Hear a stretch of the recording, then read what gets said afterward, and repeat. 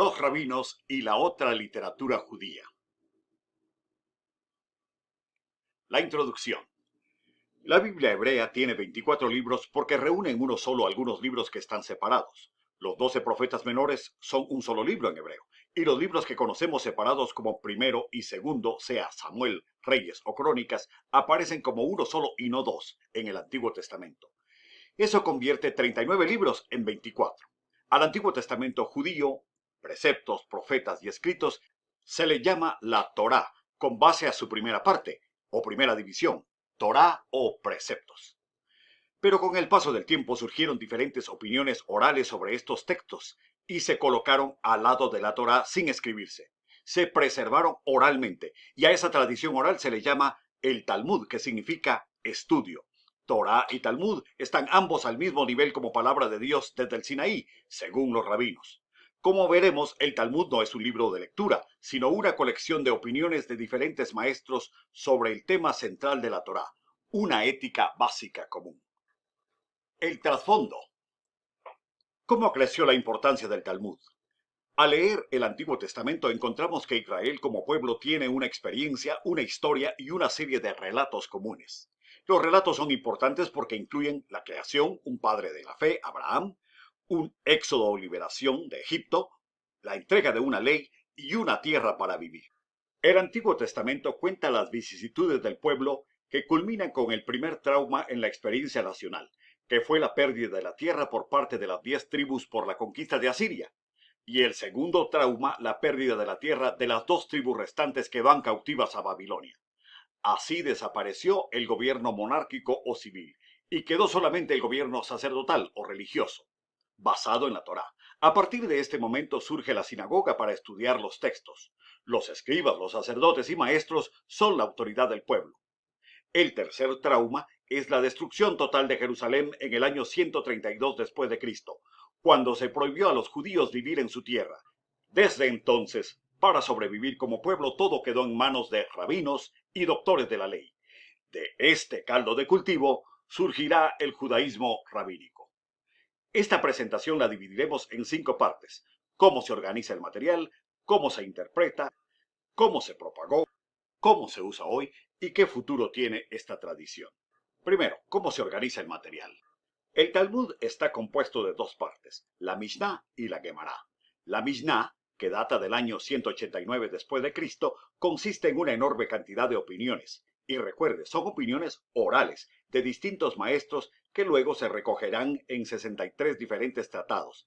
A esos tratados se les llama Mishnah o estudio por repetición. Estos tratados están organizados por temas. Por ejemplo, festividades, semillas, daños, mujeres, sacrificios, purificaciones. Cada uno de ellos con su respectiva división. Además, el contenido de cada uno de ellos es el siguiente: leyes para el sábado, la Pascua, la fiesta de Purim, el Año Nuevo; leyes para la agricultura, los productos de la tierra, las ofrendas agrícolas, las bendiciones que se pronuncian. Por ejemplo, al beber o al comer siempre se dice bendito sea Dios de quien proviene el fruto de la tierra. Daños, que tiene que ver con asuntos legales, testigos, testimonios, leyes criminales y civiles. Mujeres, que tiene que ver con el matrimonio, el contrato matrimonial, el divorcio y separación de sexos. Sacrificios, que tiene que ver con los rituales, cómo preparar los animales, cómo realizar sacrificios en el templo. Y purificaciones, que tiene que ver con leyes de pureza, impureza, cómo distinguirlas y los ritos correspondientes a cada una. Es el tratado más largo. ¿Cómo se interpreta el material? El Talmud menciona las interpretaciones de diferentes rabinos, pero ¿cómo sabemos cuáles fueron esas interpretaciones? ¿Cómo llegaron a nosotros? Cuando cayó Jerusalén y se creyó que Israel estaba perdiendo sus tradiciones, fue entonces que se decidió poner por escrito esas opiniones en 63 tratados y 6 temas.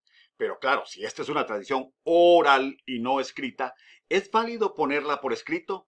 Al escribirla, ¿no se corre el riesgo de traicionar su significado? Surge entonces otra parte oral, que luego también se escribió y se llama Gemara, unos 200 años después de la Mishnah. La Gemara está escrita en arameo, y su objetivo es asegurar que las opiniones de los rabinos tengan sustento en la Torá.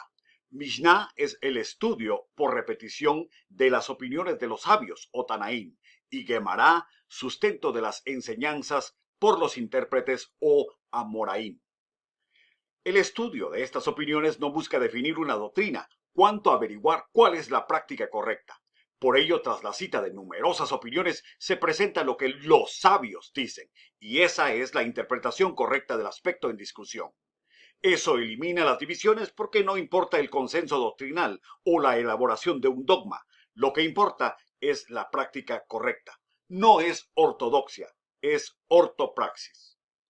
¿Cómo se propagó el material? Recordemos que desde el exilio en Babilonia en el siglo VI a.C., al desaparecer el templo, surgió la sinagoga como lugar central de reunión, y desde ella se proyectó lo que separaba al judío de otros pueblos: el Shabbat, la circuncisión, los preceptos sobre la comida kosher, que significa aprovechable, y preceptos o misbot sobre la pureza.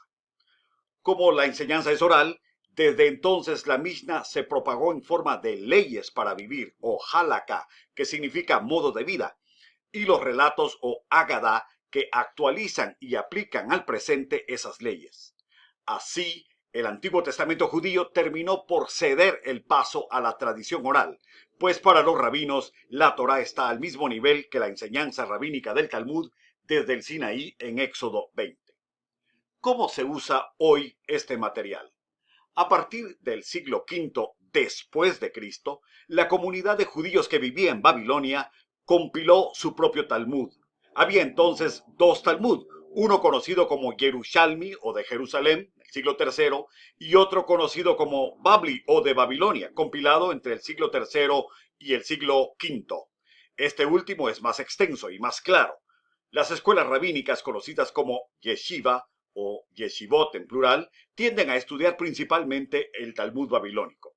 Los adultos estudiaban 2 meses del año y el resto trabajaban, pero pronto dedicar toda la vida al estudio se volvió la meta del judío piadoso. Estudiar el Talmud es repetir, aprender, memorizar con poca profundidad doctrinal o dogmática.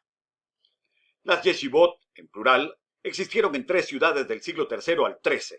Pero el florecimiento de comunidades judías en Babilonia, siglo V, España, del siglo VIII al XI, y Alemania, del siglo X al XI, hicieron surgir escuelas rabínicas en otros países. Centradas en el Shabbat, las comidas y la pureza, los piadosos o Hasidim se separaron del resto de la comunidad, incluso a través de su vestimenta. Los barrios integrados, como el de Polonia, empezaron a parecer más a un gueto, es decir, al refugio para los ortodoxos de la corriente piadosa o farisaica. En Polonia, por ejemplo, en el siglo XVII, empezaron a distinguirse por la barba, tirabuzones en las sienes, caftán o traje negro y sombrero. La kipá también viene del Talmud, como recuerdo que Dios está siempre por encima de los hombres. La mujer casada debe raparse y usar peluca o cubrir la cabeza en público. El único objetivo en la vida del ortodoxo es estudiar la Torá y el Talmud, y en el caso de la mujer es ser fiel a la Torá y al Talmud y tener hijos para perpetuar a Israel. ¿Qué futuro tiene esta tradición? Aun cuando 6 millones de judíos en el mundo y 6 millones de judíos en Israel en su mayoría han dejado la práctica hasídica, el Estado de Israel y la identidad judía están prácticamente cautivas de esa forma de entender la fe judía. A los judíos que no practican la ortodoxia se les llama reformados y viven un secularismo profano.